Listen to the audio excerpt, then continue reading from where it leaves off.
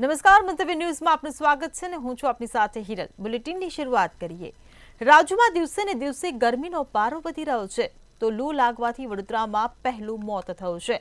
આ સાથે જ 3 દિવસ આફતના એંધાણ છે। જુઓ અમારો આ ખાસ અહેવાલ।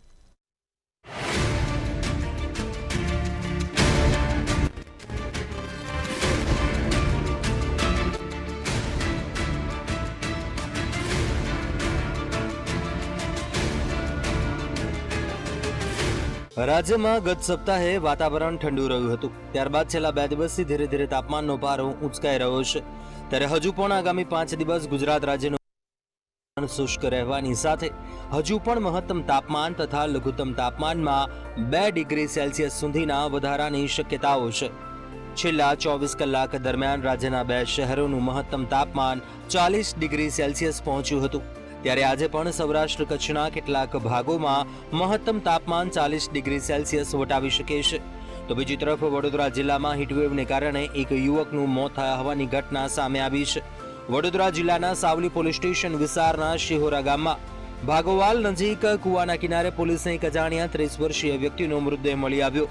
પોલીસ તપાસમાં જાણવા મળ્યું કે આ યુવાન માનસિક રીતે અસ્વસ્થ હતો અને રસ્તાની બાજુમાં સૂતી વખતે ભારે ગરમી અને લૂને કારણે તેનું મૃત્યુ થયું હતું। આ યુવાનની ઓળખ થઈ શકી નથી। પોલીસે તેની ઓળખ માટે વધુ તપાસ હાથ ધરી છે। માર્ચ મહિનામાં એક પછી એક પશ્ચિમી વિક્ષેપ સક્રિય થવાને કારણે રાજ્યમાં બેવડી આફત આવી છે। 22 માર્ચે ગુજરાતના 15 મુખ્ય શહેરોમાંથી 13 શહેરોમાં મહત્તમ તાપમાન 37 ડિગ્રીથી વધારે નોંધાયું છે, જ્યારે 12 શહેરોમાં લઘુત્તમ તાપમાન 22 ડિગ્રીથી નીચે નોંધાયું। બેવડા હવામાનના અનુભવ વચ્ચે ગુજરાતમાં સૌથી વધુ મહત્તમ તાપમાન રાજકોટમાં 40.1 ડિગ્રી સેલ્સિયસ અને ભુજમાં 40 ડિગ્રી સેલ્સિયસ નોંધાયું હતું। અમદાવાદમાં મહત્તમ તાપમાન 38.7 ડિગ્રી સેલ્સિયસ અને ગાંધીનગરમાં 38.2 ડિગ્રી સેલ્સિયસ હતું, જ્યારે ગાંધીનગરમાં 19.5 ડિગ્રી સાથે સૌથી ઠંડી રાત રહી। હવામાન વિભાગના જણાવ્યા પ્રમાણે 25 માર્ચ સુધીમાં રાજ્યના મહત્તમ તાપમાનમાં 2 થી 3 ડિગ્રીનો વધારો થવાની શક્યતા છે, જ્યારે લઘુત્તમ તાપમાનમાં કોઈ મોટો ફેરફાર થવાની શક્યતા નથી। 26 માર્ચથી દિવસ અને રાત્રિના તાપમાનમાં 2 થી 3 ડિગ્રીનો ઘટાડો થવાની શક્યતા છે। માર્ચ મહિનામાં એક પછી એક પશ્ચિમી વિક્ષેપ સક્રિય થવાને કારણે માર્ચના છેલ્લા અઠવાડિયામાં પણ રાજ્યમાં બેવડા હવામાનનો સમયગાળો ચાલુ રહે છે। હવામાન વિભાગે આગામી દિવસોમાં કમોસમી વરસાદની પણ આગાહી કરી છે। બ્યુરો રિપોર્ટ, મંતવ્ય ન્યૂઝ।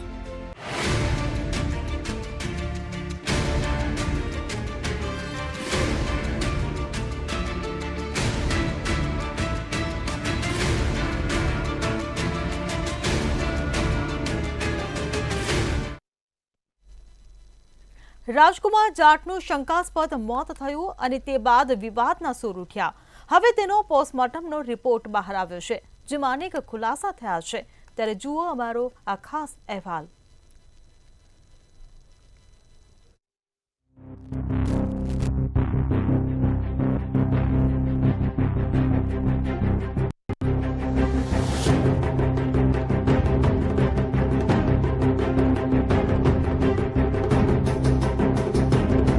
રાજકોટ જિલ્લાના ગોંડલમાં રાજકુમાર જાટ નામના યુવકનું શંકાસ્પદ સંજોગોમાં મૃત્યુ થયું હતું।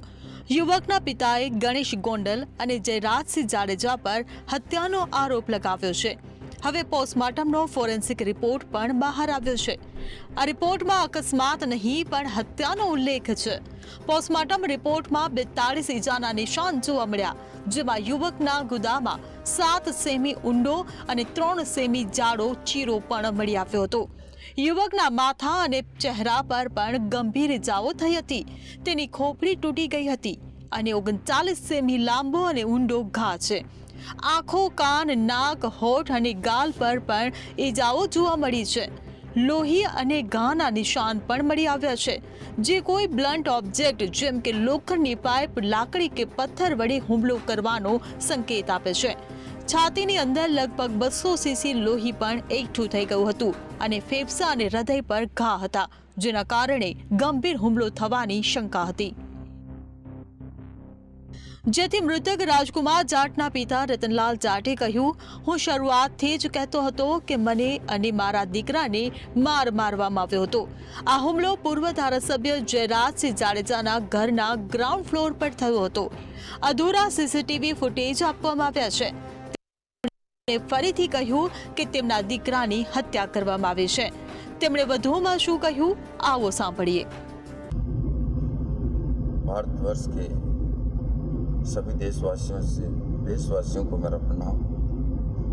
मैं रतनलाल जाट, राजकुमार का पिता, शुरू से ही जो कह रहा था कि मेरे साथ और मेरे बच्चे के साथ मारपीट जिस जगह पे हुई है, जो भूतपूर्व एमएलए जयराज सिंह जाडेजा के ग्राउंड फ्लोर में जो मारपीट हुई है, उन्होंने आधे अधूरे सीसीटीवी फुटेज दिए हैं और उसके बाद से हम लोगों का पीछा करके रात को बच्चे को गन पॉइंट पे उठा के सब सीसीटीवी जहाँ भी हैं वहाँ पे उसको गन पॉइंट पे चलाया गया है।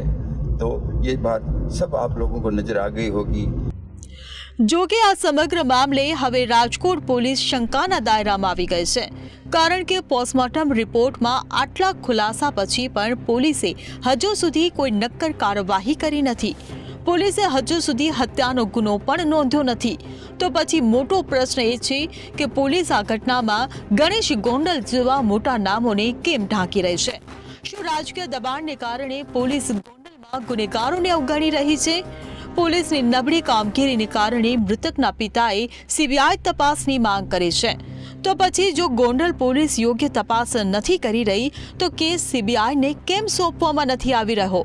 રાજકોટમાં આવી ગુંડાગીરી ક્યાં સુધી ચાલુ રહેશે અને હત્યાઓને અકસ્માતોમાં ફેરવીને ઢાંકી દેવામાં ક્યાં સુધી આવશે તે એક સવાલ ઊભો થવા પામ્યો છે।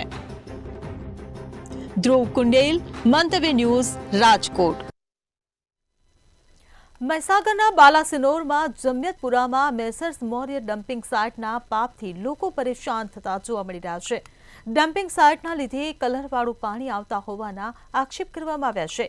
કુવા તેમજ બોરમાં લાલ કાળા કલરનું પાણી આવી રહ્યું છે। જુઓ આ અહેવાલ। મહીસાગરના બાલાસિનોરના જમિયતપુરામાં મેસર્સ મૌર્ય ડમ્પિંગ સાઇટના પાપના લીધે ગામના બોરમાં લાલ તેમજ કાળા કલરવાળું પાણી આવતા હોવાના આક્ષેપ કરવામાં આવ્યા છે। તેમજ કંપનીની બહાર કોઈ પણ નિયમનું કોઈ પાલન કરતું બોર્ડ લગાવવામાં આવ્યું નથી। તેમાં ઠલવાતું કેમિકલ વેસ્ટ કેટલી ગાડીના નિયમ હોય છે અને કેટલો ઠલવાય છે તેના પર સવાલ ઊભા થઈ રહ્યા છે। અને ડમ્પિંગ પ્રોજેક્ટમાં તો એના નિયમોને નેવે મૂકી અને ભૂગર્ભ જળમાં ડમ્પિંગ કેમિકલ ઉતરે છે। બાજુમાં આપણા રૈયોલીનું ડાયનાસોર આવેલું છે, ફાગવેલ મંદિર આવેલું છે, એના બિલકુલ 1000 ફૂટમાં તો પબ્લિકની વસાહતો ગામ વસેલું છે। વારંવાર રજૂઆત કરી, કૂવામાં લાલ પાણી આવ્યા છે, દુર્ગંધ આવે છે, સરકારને રજૂઆત કરી પણ સરકાર કોઈ અમારા કૂવામાં કાળું પાણી લાલ પાણી આવ્યા છે। કૂવાનું પાણી બધું ખરાબ થઈ ગયું, પીવા લાયક નથી। ખેતીમાં બહુ બરકત આવતી નથી। વારંવાર રિપોર્ટ કર્યા છે, કોઈ હજી તપાસ કે આજે દુર્ગંધ પાણી આવે છે, અમારા બોરમાં પણ આવે છે, કૂવામાં પણ પાણી આવે છે અને નદીમાં પણ ચોમાસે જાય છે તો ઠેઠ રંગીનપુરા સુધી પાણી ખરાબ જાય છે, બરોબર ને એને લીધે હવે એમ કહીએ છે કે અમારે ત્યાં છોકરાઓ ભવિષ્ય કેવું કે કાલ ઉઠીને અમારા છોકરાને આવા પાણી પીશે અને કંઈક કેન્સર કે જે ભયાનક રોગ થશે તો એનું જવાબદારી કોણ? સરકાર લેશે જવાબદારી? બાલાસિનોરમાં 2017 થી આ ડમ્પિંગ સાઇટ ચાલુ છે। મોટા મોટા ખાડા કરી અમદાવાદથી બધો કચરો કેમિકલ બધું અહીં ઠલવે છે। તો સરકારે એવું આ લોકોને કેવું પરમિશન આપ્યું છે કે લોકોને હાનિકારક માટે છેડછાણી કરવા માટે? વારંવાર રજૂઆત કરવા છતાં કોઈ આનું પગલું લેતા નથી। બધો કચરો અહીં અમદાવાદથી અહીં ઠલવે, અમારા બોરમાં આવે, પશુપાલન અમે પીએ, કોઈ એનું પગલું લેતા નહીં। અમે વારંવાર બાલાસિનોર મામલતદારને બધાને રજૂઆત કરી છે, ધારાસભ્યોને રજૂઆત કરી પણ કોઈ એનું પગલું લેતા નથી। આ કંપની સરકારના નીતિ નિયમ મુજબ કામગીરી કરે છે કે નહીં તેના પર પણ અનેક સવાલ ઊભા થઈ રહ્યા છે। રાજ્યની કેમિકલ કંપનીઓનું chemical waste messrs Maurya company દ્વારા ઊંડા કૂવા કરી અંદર કેમિકલ વેસ્ટ ઠાલવવાને લીધે આજે ભૂગર્ભના પાણી લાલ અને કાળા આવવાથી ગામના લોકો પરેશાન અને ત્રાહિમામ થતા જોવા મળી રહ્યા છે। આસપાસના વિસ્તારના લોકો ગામના કૂવાનું અને બોરનું પાણી પીવાનું ટાળે છે। મહીસાગર જિલ્લામાં નામ એડ્રેસ સરનામા લખ્યા વગરની એક કંપની મેસર્સ મૌર્ય કંપની જે ડમ્પિંગ સાઇટ ચલાવે છે। મહીસાગર જિલ્લાની અંદર ઊંડા ખાડા જમીનમાં કરી એની અંદર આજુબાજુ આ ગુજરાત રાજ્યના કંપનીનો કેમિકલ વેસ્ટ ઠાલવી અને સમગ્ર ભૂસ્તરને ખરાબ કરવાનું આયોજનબદ્ધ કાવતરું કરનાર એટલે મેસેસ કંપની. આ બધું તમને દ્રશ્યો બતાવીશ કે ત્યાં કોઈ જગ્યા પર એમનું નામ નથી, કોઈ જગ્યા પર એમનું ઠેકાણું નથી. ત્યાં અમને કુવા બી ખોદેલા છે, તમને દ્રશ્યો બતાવવામાં આવશે. કુવા બી ત્યાં દેખાય છે, સિમેન્ટથી ચણેલા કુવા છે, ત્યાં જવા માટેની રેમ્પ બનાવેલી છે. ત્યાં લોકો ઉપર મોટા પ્રમાણમાં લોકો અંદર કચરો ઠાલવી રહ્યા છે, ગાડીઓ અંદર જઈ રહી છે. કયા કયા વિસ્તારમાંથી ગાડીઓ આવે છે તેની નોંધ રાખાય છે કે નહીં, તેની અંદર કયા પ્રકારનો કચરો નાખવામાં આવે છે તેની કોઈ બી નોંધ પડે છે કે નહીં, કોઈ બી પ્રકારનો રેકોર્ડ રાખવામાં આવે છે કે નહીં. જે કંપનીનું બહાર બોર્ડ નથી એ કયા પ્રકારનો રેકોર્ડ રાખતો હશે તેની પર એક મોટા સવાલ ઉભા રહી રહ્યા છે. આ જિલ્લાની અંદર બાલાસિનોર તાલુકાની અંદર જામેદપુરાની ગામની અંદર આજુબાજુ વિસ્તારના લોકોને કાળા પાણી પીવડાવવાનો કાળો કેર કરનાર મેસેસ કંપની ઉપર આવનાર સમયમાં કયા પ્રકારની કામગીરી કરવામાં આવશે તે જોવાનું રહ્યું. વિશાલસિંહ સોલંકી, મંતવ્ય ન્યૂઝ, મહીસાગર. ખંભાળિયામાં એક ચોંકાવનારો કિસ્સો સામે આવ્યો છે. અહીં 16 વર્ષના યુવકની તેના જ મિત્રે હત્યા કરી નાખી. આરોપીએ મોજશોખ માટે પૈસાની લાલચમાં આ કૃત્ય કર્યું હતું.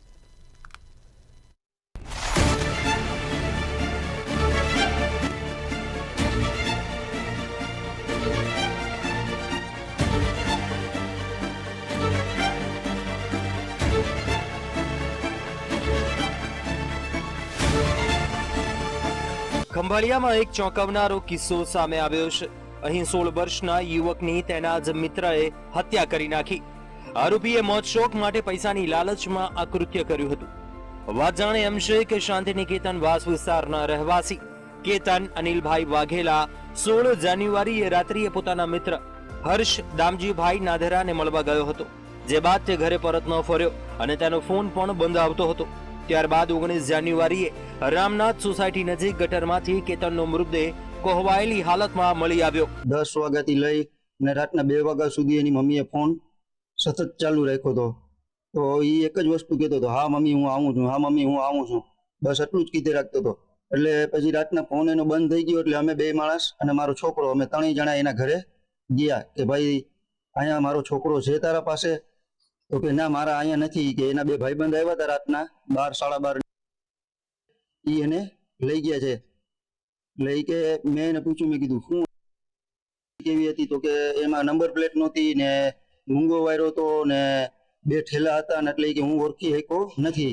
રામનાથ સોસાયટી માંથી એને ગટરમાં સાવ બુરી હાલતમાં મારા છોકરાના કાન આખું કાઢી નાખી, કાન કાપી નાખ્યા, ગરું કાપી નાખ્યું, એનું સાવ ભૂંડી પટાએ મારી મારા છોકરાને ફૂલ નસો દઈને મારી નાખ્યો. હર્ષ એને એ કારણે કર્યું કે એના પાસે આઈફોન હતો, મારો છોકરો હાઈ લેવલે ફેશન વાળો હતો, દાગીના પહેરતો, કારણ કે મારા છોકરાને તો મહેનતનું હતું બધું, એટલે મારો છોકરો બધો આ કરતો હતો ફેશનનું ને પહેરવા ઓઢવાનું. 2 દિવસથી હર્ષ પણ ગાયબ હતો. કેતનના પિતાએ હર્ષ વિરુદ્ધ પોલીસ ફરિયાદ નોંધાવી. જિલ્લા પોલીસ વડા નિતેશ પાંડેએ એલસીબી સોંપી. હત્યા બાદ હર્ષ બનાસકાંઠા થઈને રાજસ્થાન ભાગી ગયો. તેને જેસલમેરથી પકડી લાવવામાં આવ્યો. તપાસમાં જાણવા મળ્યું કે પોરગેટ વિસ્તારમાં રહેતા હર્ષે મોજશોખ અને તેની ભાવિ પત્ની તેમજ સગાઓને ફરવા લઈ જવા માટે પૈસાની જરૂર હતી. આ માટે તેણે કેતનના ગળામાં પહેરેલા સોનાની ચેઇન માટે આ કૃત્ય કર્યું. તેણે કેતનને નશો કરાવીને છરી વડે હત્યા કરી નાખી. પોલીસે આ કેસમાં સીસીટીવી ફૂટેજ પણ તપાસ્યા છે. સદર આરોપીએ આ ગુનો પોતાના નવીન સગાઈ થયેલી છોકરીને સાથે લઈને ફરવા જવા માટે રૂપિયાની પૈસાની જરૂર હોય, એ પૈસા મેળવવા માટે એના મિત્ર એવા આ મરણ જનાર યુવાનના ગળાની ચેનને મેળવવા માટે થઈ 17 તારીખ 16ની મોડી રાત્રે મરણ જનારને પોતાના ઘરે બોલાવી અને એનું ગળું કાપી એની લાશને ફેંકી પુરાવાનો નાશ કરવાનો પ્રયત્ન કરેલો એવું અત્યારે પ્રાથમિક તપાસમાં જણાઈ આવે છે. આમ યુવાનને પ્રેમિકાને ફરવા માટે લઈ જવી હતી અને તેના માટે પૈસાની જરૂર હતી. માટે એક મિત્રએ પોતાના ભાઈ જેવા મિત્રની જ હત્યા કરી. સમગ્ર મામલે ગણતરીના દિવસોમાં જ પોલીસે હત્યાનો ભેદ ઉકેલ્યો છે. જો કે હત્યાના કારણે શાંતિનિકેતન વાસ વિસ્તારમાં શોકનું મોજું ફરી વળ્યું છે. બ્યુરો રિપોર્ટ, મંતવ્ય ન્યૂઝ.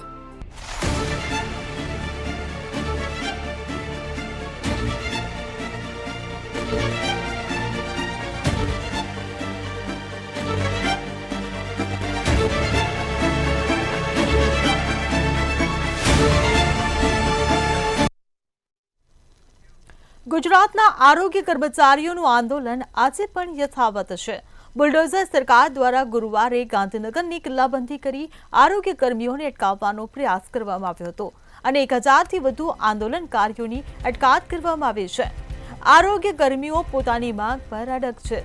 સરકારને સ્પષ્ટ શબ્દોમાં કહી દીધું છે કે જ્યાં સુધી ઠરાવ નહીં થાય ત્યાં સુધી આંદોલન યથાવત રહેશે.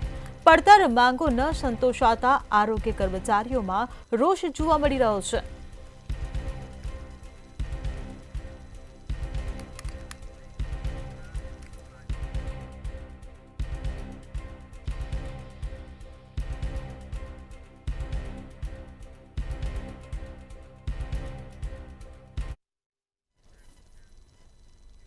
તો વડોદરાથી સમાચાર મળી રહ્યા છે, જ્યાં ભાજપ કાર્યકરને જામીન મળતા જ સીન સપાટા કર્યા છે. તો ભાજપ કાર્યકરે જામીન મળતા જ સીન સપાટા કર્યા. ઘરમાં ઘૂસી દુષ્કર્મના મામલે જેલમાં હતા આકાશ ગોહિલ. તો સપ્ટેમ્બરમાં આકાશ ગોહિલે મહિલા પર દુષ્કર્મ ગુજાર્યું હતું. ધારાસભ્ય ધર્મેન્દ્ર વાઘેલાના સ્ટેજ પર નોટો ઉછાળતા વિવાદ સર્જાયો છે. તો સમૂહ લગ્નમાં આરોપીના ફૂલહારથી સન્માન કરવામાં આવ્યું. તો વડોદરાથી આ સમાચાર મળી રહ્યા છે, જ્યાં ભાજપ કાર્યકરે જામીન મળતા જ સીન સપાટા કર્યા હોવાના દ્રશ્યો સામે આવ્યા છે. ઘરમાં ઘૂસીને દુષ્કર્મના મામલે આકાશ ગોહિલ જેલમાં બંધ હતો. સપ્ટેમ્બરમાં આકાશ ગોહિલે મહિલા પર દુષ્કર્મ ગુજાર્યું હતું. તો ધારાસભ્ય ધર્મેન્દ્ર વાઘેલાના સ્ટેજ પર નોટો ઉછાળતા વિવાદ સર્જાયો.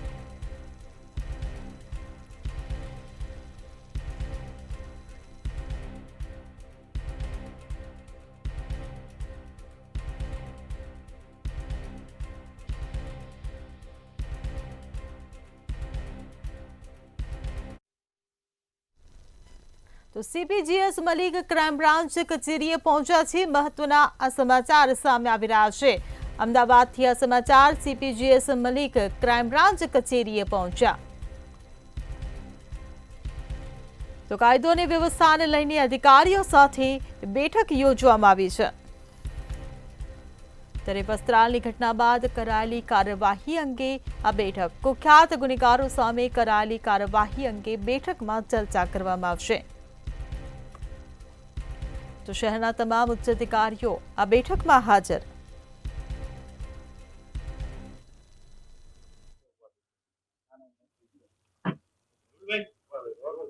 की बनावी है एमें अहमदाबाद शहर में कुल 1481 लोगों की सूची अपने बनावी है, जेमें बूटलेगर है 303, जुगारवाड़ा 21, शरीर संबंधी 687, मिलकत संबंधी 424 और अन्य बीजा 46, एम कुल 1481 लोगों की જે સૂચિ બનાવી છે. એમાં ઘણા બધા પાસામાં જઈ રહ્યા છે, ઘણા બધા ગડીપાર પણ થયા છે, ગુનામાં ઇન્વોલ્વ છે. તો આમ તમે જુઓ છો તો છેલ્લા 1.5 વર્ષથી થોડો સમય મને થયો છે, તો કોઈ એવા સેન્સેશનલ ક્રાઇમ નહીં જો આપણે સોલ્વ નહીં કરી શકે. ક્રાઇમ બ્રાન્ચે તમે જુઓ તો ખાસા સારા કામગીરી કરી છે. એક સેન્સેશનલ ક્રાઇમમાં ખાલી એક ખાડિયાની લૂંટ હું ગણું છું, જેમાં મને લાગે 50 તોલા સોના લૂંટીને ફાયરિંગ કરીને લઈ ગયા. એ સિવાય બીજો કોઈ મને ધ્યાનમાં નથી કે કોઈ સેન્સેશનલ જેવા કેસ આપણે સોલ્વ નહીં કર્યા છીએ. ક્રાઇમ બ્રાન્ચની કામગીરી ખૂબ જ પ્રશંસનીય રહી છે. સીસીટીવી બીજા રાજકોટમાં જુઓ તો અહીંયા હેક થયા, અહીંયા આપણે ત્યાં હેક થયા ને આપણે સોલ્વ કરી દીધા ઘણા બધા કેસો. પણ જે આપણા કોર પોલીસિંગ છે, કોર પોલીસિંગમાં દાખલા તરીકે હું જ્યારે અહીંયા ડીસીપી ક્રાઇમ હતા ત્યારે તો ભરૂચમાં એક બાઇક સવાર થાંભલા સાથે ભટકાતા અકસ્માત સર્જાયો હોવાની ઘટના સામે આવી છે. ભરૂચથી આ અકસ્માતની ઘટના સામે આવી છે, જ્યાં એક બાઇક સવાર થાંભલા સાથે ભટકાતા અકસ્માત થયો. આમોદ તાલુકાના તેગવા ગામ નજીકની આ ઘટના ઘટી છે. ત્યારે માંડવા ફળિયાના 20 વર્ષીય યુવકનું કમકમાટી ભર્યું અકસ્માતમાં મોત નીપજ્યું છે. બાઇક પરથી કાબુ ગુમાવતા અકસ્માત સર્જાયો હતો. ત્યારે 3 યુવાનો લગ્નમાંથી પરત ફરતા અકસ્માત સર્જાયો હતો. તો એક યુવાનનું મોત નીપજ્યું છે, જ્યારે 2 યુવાનો ઇજાગ્રસ્ત થવા પામ્યા છે.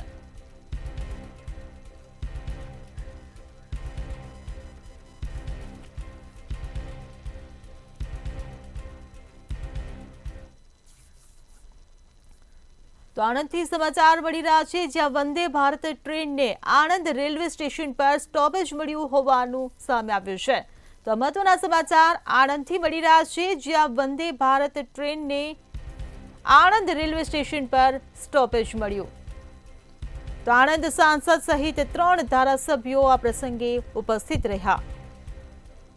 તો સ્ટોપેજ મળતા નાગરિકોને સુવિધા મળશે.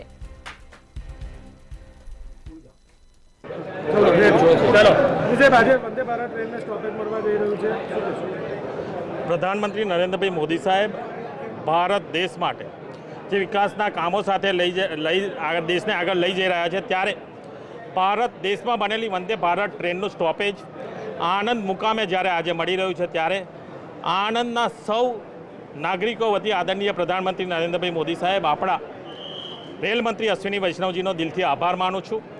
સૌ ધારાસભ્યો, આણંદ જિલ્લાના નવનિયુક્ત પ્રમુખ. તો વડોદરાથી સમાચાર મળી રહ્યા છે, જ્યાં 11મો નિઃશુલ્ક લગ્ન સમારોહ યોજાયો. ધારાસભ્ય ધર્મેન્દ્રસિંહ વાઘેલાનો 11મો નિઃશુલ્ક લગ્ન મહોત્સવ યોજાયો. તો બસ 551 નવદંપતી એ પ્રભુતામાં પગલાં પાડ્યા. સમૂહ લગ્નમાં સાંસદ તથા ધારાસભ્યો અને સંતો હાજર. રાજ્યના મુખ્યમંત્રી ભૂપેન્દ્ર પટેલ પણ ઉપસ્થિત રહ્યા. ત્યારે 7 અનાથ દીકરીઓને ચેક વિતરણ કરવામાં આવ્યા. તો 70,000 લોકોની જમવાની સમૂહ લગ્નમાં ખાસ વ્યવસ્થા કરવામાં આવી. ધારાસભ્ય ધર્મેન્દ્રસિંહ વાઘેલાનો 11મો નિઃશુલ્ક લગ્ન મહોત્સવ યોજાયો. ત્યારે 551 નવદંપતી પ્રભુતામાં પગલાં પાડશે. તો સમૂહ લગ્નમાં સાંસદ તથા ધારાસભ્યો અને સંતો હાજર રહ્યા. રાજ્યના મુખ્યમંત્રી ભૂપેન્દ્ર પટેલ પણ ખાસ ઉપસ્થિત રહ્યા.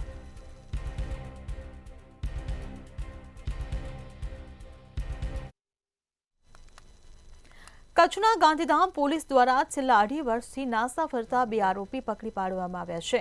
ત્યારે ચુડાસમા એલસીબી પૂર્વ કચ્છ ગાંધીધામના આગેવાનીમાં એલસીબીઓ ટીમો નાસ્તા ફરતા આરોપીઓ શોધવા સતત પ્રયત્નશીલ હતા. તે દરમિયાન મળેલ બાતમી હકીકત આધારે પકડી પાડી કાયદેસરની કાર્યવાહી કરી છે.